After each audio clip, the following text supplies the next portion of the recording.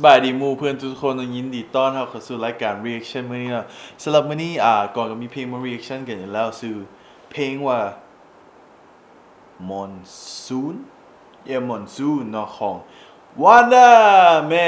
เนาะ VANNDA ก็มาแล้วเนาะหลังจากที่เราหาก็ปล่อยเพลงของเราไปเป็นระยะเวลาเดือนนึงแล้วเนาะครับ VANNDA ก็เป็นศิลปินCambodia man welcome everybody from Cambodia เนาะVANNDA is the he will become a legend soon for real I believe in him and then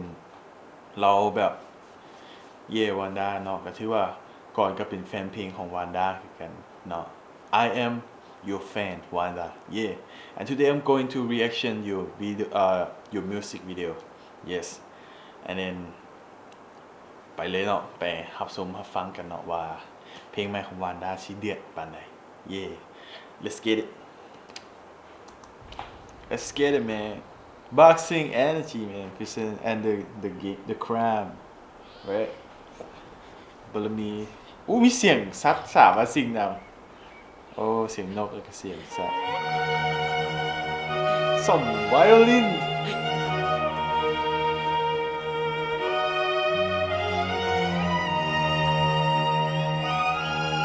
แอปเปิลป่านเบิ่งหนังนะเฮ้ยอันนี้คืออยู่บ้านเฮาเลยห้ามแปลกรถแปลกอย่างภาพนะคือเบิ่งหนังเลย it's like watching a movie right now man โคตรมาโปรดักชั่นเราเลยเสียงคุย classic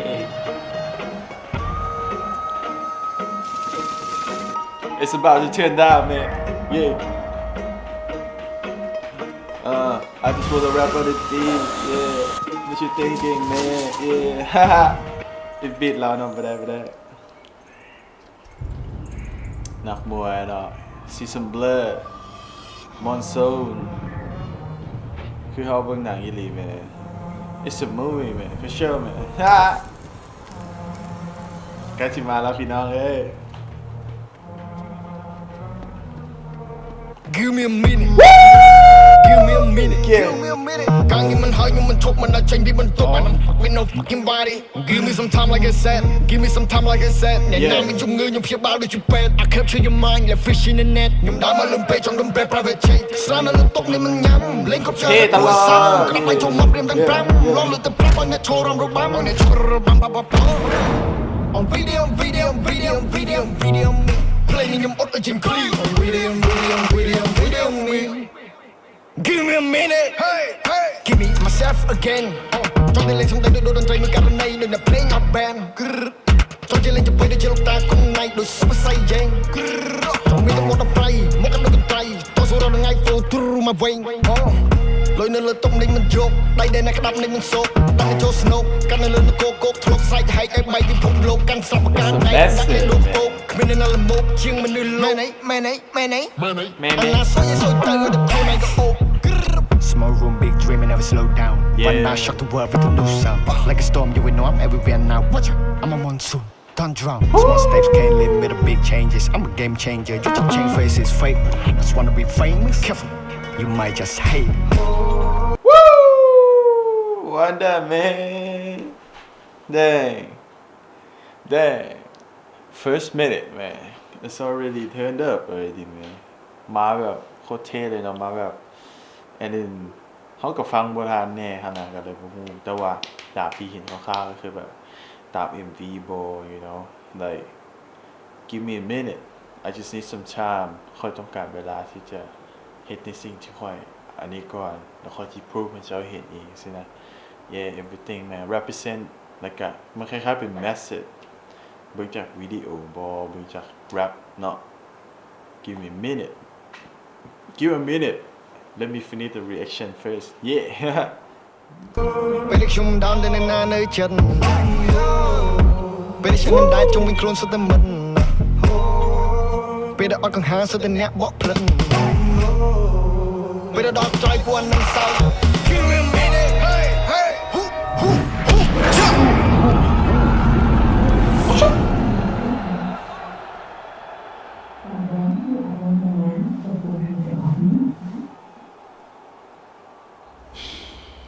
Som pekat sen bong.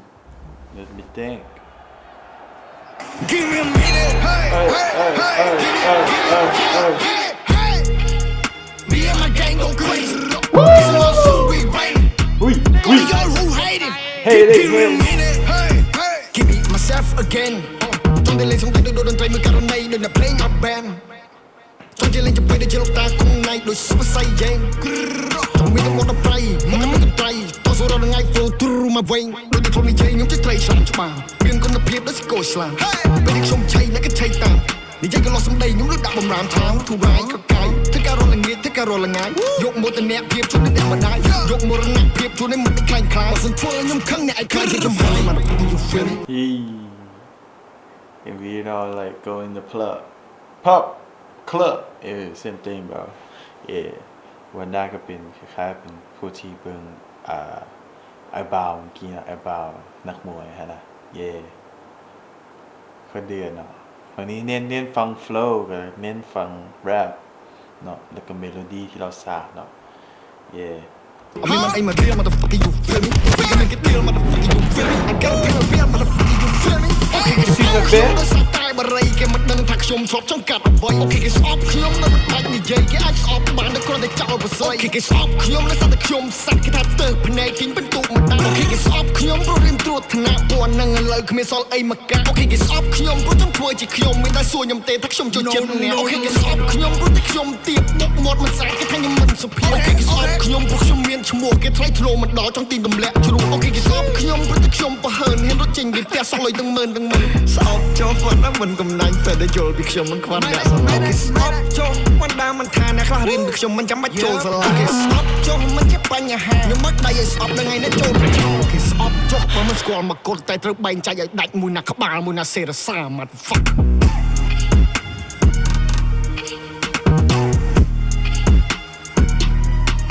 It's the art man ศิลปะ หนังคักๆเลยมักโคตรมักโปรดักชันของวันด้าเลยเนี่ยแบบ every production คือแบบเขียนมีเรื่องราวอะไรก็คือหนัง everything เลยเราจะเห็นทุก MV เราจะเห็นเป็นคือหนังเนาะ art for sure man for art you are artist for real man Wanda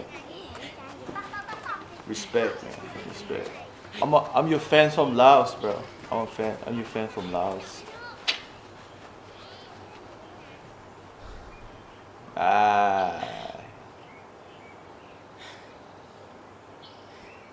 it's a real movie man life's like a monsoon hey let me read it again bro